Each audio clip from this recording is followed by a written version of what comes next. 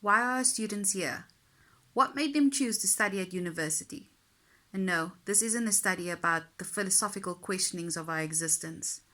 Rather, it's about interrogating theoretically what brought students here and are we giving them necessarily what they've asked for. I was inspired for my study by a post I read by Lex Mpati. Lex Mpati, Rhodes University's chancellor, started off as a petrol attendant and went through many different hurdles to get his degrees.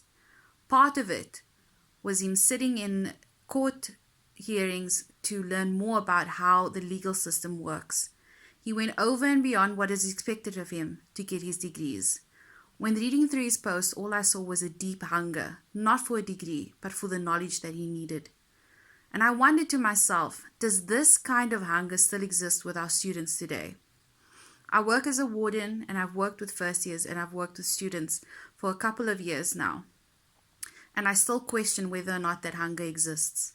Are our students only doing the absolute necessary to get that degree? But more importantly, what does that degree mean to them? My reasoning for asking these kinds of questions is we do a lot of work in higher education about transforming our system and ensuring our students get the best possible access to the knowledge. And we make sure that we teach it in a way that they can learn, in a way that they can understand. So with the work we're doing, is it reaching students to meet these really big expectations we have of them? In the 1997 white paper, it was laid out that students are not supposed to just graduate with their degree and the knowledge to get them a job. We are developing academic citizens who will contribute to our economy, to our country to make it better, but also to better themselves. And I wonder if students realize that when they sit in the classroom, this is what we expect of them. Are we giving them a fair shot? Do we fully understand what they expect of themselves? In understanding what they expect of themselves and what they expect of us as their educators, I think we'll be able to meet them in a much better way.